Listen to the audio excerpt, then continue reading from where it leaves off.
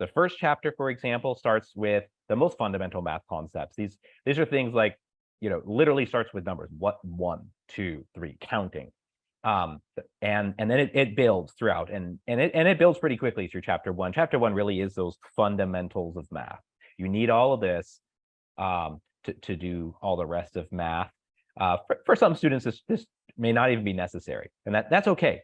But it is definitely a useful chapter to have to get everybody on the same level field.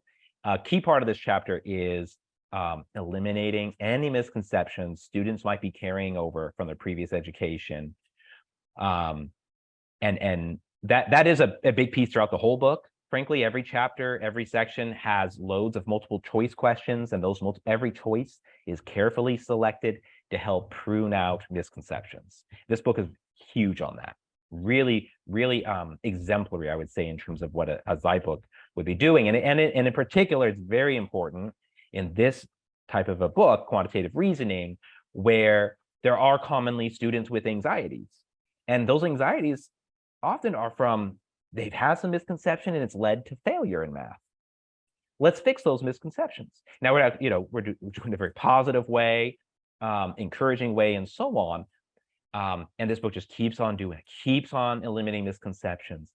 And it builds up. So the student would be working through, and you can see, it gets to basic algebra. We're talking about maybe about 7th or 8th grade level in there. So it is basic stuff in terms of math, but it is making sure it's all shored up. Students are all shored up. And then it starts to expand outside, and it touches on different math disciplines, and it takes a small foray, a little bit into logic, a little bit into statistics, probability, graph theories, and so on. And it's not about, we're going to teach the fundamentals of probability. It's about, in your everyday life, you use probability. In your everyday life, you use logic. Here is the logic and how it works. It's actually been formalized. And so it does these driving examples. I'll go ahead and just dive into the material. I'm going to step forward then to a couple chapters to another type of area to get some other feeling for how this material teaches math. So again, we step in. This is solving for X mentally. We've got our learning goals, are 2 very structured learning goals. Begin with, like a textbook would, say something about it. So it's introducing, we mentally got to solve problems. And in this case, it's introducing the problem of how much time do you have to get coffee on your way to work? The drive's 40 minutes. You got to be at work in 55 minutes. How much time do you got? How much time do you have? It's a very practical problem. You can replace that and practice. You probably do it multiple times. I know I do it with kids. I do it all the time. I'm constantly thinking about how much time I got left before. And so in any case, that's exactly what this is about. And it teaches a strategy here. And it's not teaching you to solve for X through, rigorous subtract both sides, numbers, divide both sides. No, it's teaching a simpler strategy. Just put in a number for X and see how it works out. And that's what this animation steps through. And I'll just kind of play it a little quickly. And that's exactly what it's saying. Is there time for coffee? Well, let's try putting in 10.